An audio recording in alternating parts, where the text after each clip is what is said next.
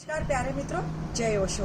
परम गुरु ओशो के चरणों में मैं नमन करती हूँ और स्वामी शैलेंद्र सरस्वती जी, माँ ओशो प्रिया को मैं बहुत बहुत प्रणाम करती हूँ, शत नमन करती हूँ।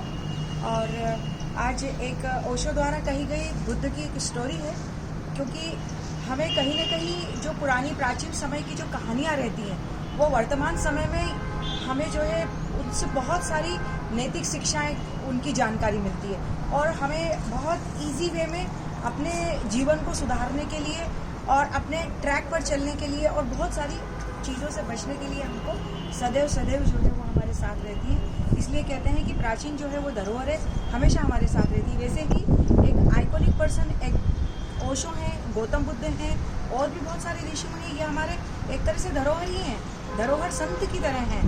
तो उन्होंने एक हमें ओशो ने बुद्ध की एक स्टोरी कही थी और उसमें एक बार क्या होता है कि गौतम बुद्ध अपने आश्रम में शिष्यों को जो है शिक्षा दे रहे होते हैं। तो शिक्षा वो कई वस्तुओं का उपयोग करके उनको प्रैक्टिकली जो है बातों को समझाते थे, बहुत साइंटिफिक तरीके से बताते थे।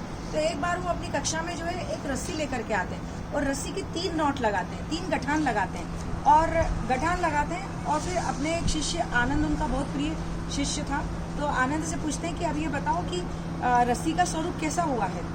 तो उसने कहा, आनंद ने, कि प्रभु रस्सी पहले प्लेन थी और उसके बाद में अब रस्सी में गठान लग गई, तो ये दोनों में परिवर्तन आया। लेकिन गौतम बुद्ध उससे समझाते हैं और कहते हैं कि बिल्कुल सत्य कहा कि रस्सी तो वही है, लेकिन स्वरूप दोनों का बदला है, बाह्य स्वरूप बदला है।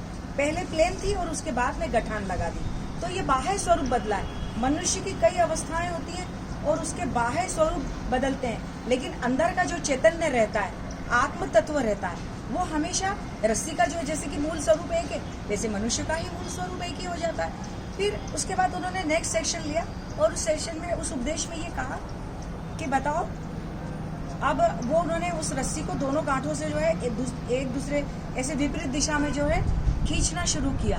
तो इसका भी प्रश्न उन्होंने पूछा शिष्य से कि आप इसका तात्पर्य बताइए, तो तब भी सब निरुत्तर रह गए। तो उन्होंने कहा कि लोग मेरे पास आते हैं और पूछते हैं कि मुझे जो है क्रोध बहुत आता है, मेरे अंदर वासना अभी जाती नहीं, मेरे अंदर काम क्रोध लोभ अभी जाता नहीं, मैं उसको किस प्रकार से जो है प्रयत्न करूँ उसको हटाने का। तो नहीं, ये चीज़ें जो है ऐसे नहीं, गठानों को गठान मैंने लगाई और गठान से जो उसे खींचा, तो खींचने से कोई भी चीज़ का समाप्त नहीं होता, उसका दमन नहीं होता, वरन गठान कैसे लगाई थी, उसको किस तरीके से खोला जाएगा, तो वहीं पर उसका उत्तर छुपा हुआ है। अर्थात क्रोध का दमन करने से क्रोध समाप्त नहीं होगा। क्रोध किन कारणों से उत्पन्न हो रहा है, उस कारणों की तरफ जाइए।